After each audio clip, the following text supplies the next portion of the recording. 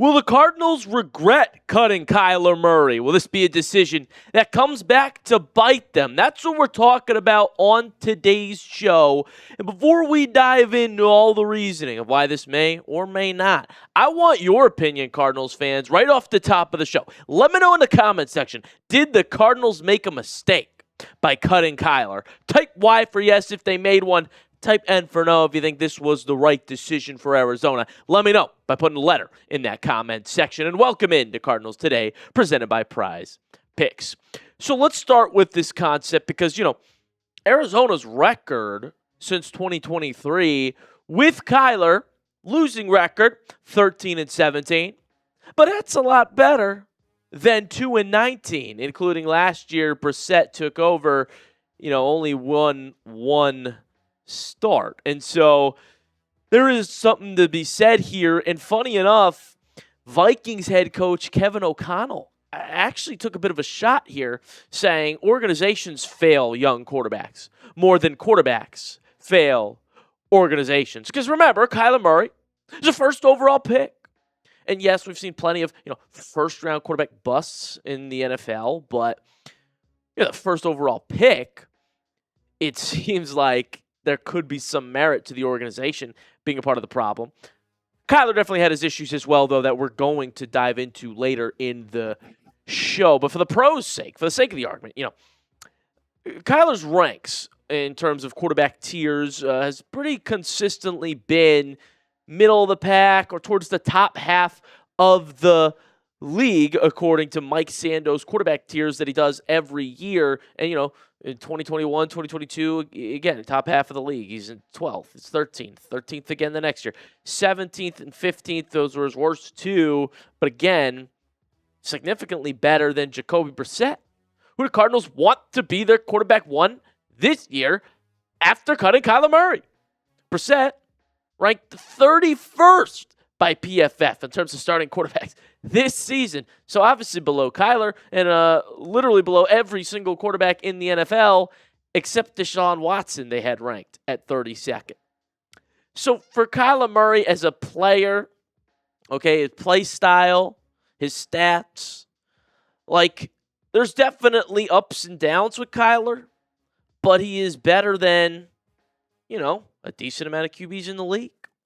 And obviously, it gives you that mobility, right? That's what makes him electric. That's what makes him special. Here's his rushing numbers over the past 4 seasons. 572 rushing yards in 2024. Last time he was out there, 5 rushing touchdowns, pretty consistently, a couple hundred yards rushing. And in 3 of those 4 seasons there, it's over 400 rushing yards for the quarterback. And that's what makes him dangerous. But obviously the injuries, maybe they hamper his mobility going forward. Will he be this same player with the Minnesota Vikings? Time will tell. But that 2024 year for Kyler, before he got hurt in 2025, some numbers that popped out was the 8th best clean pocket PFF grade. So he's got a clean pocket, and he was pretty good. He made 21 big-time throws and only 3 turnover-worthy plays.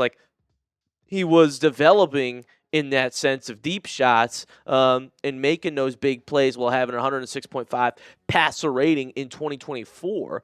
And remember, the Cardinals started 2-0 before the season just unraveled and unfolded in an awful way for Arizona. But they started the year 2-0. I bet people were getting pretty hyped about Kyler going back to form, getting his groove again. And I do wonder what the Cardinals' offense would look like this year with Jeremiah Love in it and Tyler Algier and different offensive linemen, Jace Basantis, Isaac Seumalo. I do wonder what it would look like with Kyler under center and all the weapons that the Cardinals have. I do wonder what the media would project the Cardinals to be this year, because the talk is all negative right now. What if Kyler was QB1 still? Would it be a little more positive? And so that is absolutely something to consider, folks. Next, though, we'll talk about the cons of Kyler Murray, okay? So some people might be screaming right now watching this video, like, you're forgetting this, this, and this. I got it. We'll talk about the other side in just a moment. But first, let's give a shout out to our good friends over at Prize Picks. Listen, Prize Picks is the place to go if you love daily fantasy sports. Player picks on fire right now. There's no better place to cash in while watching sports than with Prize Picks. Guys, the app's really easy to use. You just pick more or less on a few player stats and lock in your lineup. And it is a lot of fun. I play it every single day, especially as the World Cup's going on. Like, it just makes the game so much more entertaining and so much more fun. And I've been really into it, so I've got an awesome lineup coming up here where I've got more than 2 shots on target for Mbappe. Also going to pick more than half a shot on target for Lamine Yamal, the young wonder kid. And then also I like Harry Kane to score more than half a goal. He didn't score one last match. I think he's going to get one when England needs him most against Argentina. I'm going to pick more than 39.5 passes attempted for Lionel Messi, who's done that in his last 3 games, guys. So you can make the same lineup. My payout would be $135 here. And new user offer. Download the Prize Picks app today. Use code HMA. You get $50 in lineups when you play your first $5 lineup. The link is in the comment section and description of today's video. And that is code HMA to get $50 in lineups after you play your first $5 lineup. Prize Picks. It's good to be right. Okay, let us talk about the cons now of Kyler Murray, perhaps why this didn't work out. Well, the size was the obvious one. Okay, nobody's arguing that 5'10", 275. Smaller quarterbacks, do they succeed in this league? I mean, Kyler and Bryce Young, the two that maybe have a good chance of being decent next year, but like Dylan Gabriel, awful. Unless you are unbelievably mobile like Kyler was, or Drew Brees, just perfect accuracy, shorter quarterbacks do not work in today's league. And then there's the injury history with Kyler Murray. So he's lost a step of that athleticism, that explosiveness, that mobility that made him special. All right? Because the size was always going to be an issue. And now you've got this long injury history for Kyler Murray where 2025, played only 5 out of 17 games after suffering that mid-foot sprain. 2023, played only 8 of 17 games due to rehabbing his prior year ACL injury. 2022, he had a hamstring strain. Then he tore his ACL and meniscus, of course. And 2021, there was a grade 2 ankle sprain that missed multiple games for Kyler that year. And so health has definitely been a concern here when you talk about Kyler Murray and wanting him to be the future of your franchise. You know what else was a huge factor? And maybe the biggest factor in why the Cardinals made this decision? They did not want to keep paying Kyler Murray. It was the money. It was the contract. What do they always say, people? Follow the money. Cardinals didn't want to pay it. Sound familiar? Owner, cheap owner, Michael Bidwell? I don't know. People say that that's an old narrative. Look at the team, folks. And the Cardinals were ready to move on. They were. They have their sights set pretty clearly on the 2027 quarterback class. They clearly love it. All right? And they are in position, there's so much prime position to cut Kyler Murray to make room for the future, which could be Arch Manning or someone of that nature. They'll have a top pick in 2027, according to most projections. We shall see, though. Maybe they'll surprise some folks. But at the moment, as it stands, the experts are predicting the Cardinals to have a top 3 pick and have the pick of the litter with that 2027 quarterback class. So that is clearly their focus here. They didn't want to keep paying Kyler, and they did not want to keep paying him because he wasn't their future, is essentially what I'm thinking. And I do think it was mismanaged, right? Because you ended up having to cut Kyler and still eat some dead money. And he just gets to sign with the Vikings for $1.3 million, the vet minimum? I mean, he's worth more than that, surely. Maybe not what we were paying him, but it's worth more than that. And what it was is the Cardinals had to make this decision quick, too. So it was just an awful situation for them, given that publicly they didn't want to move.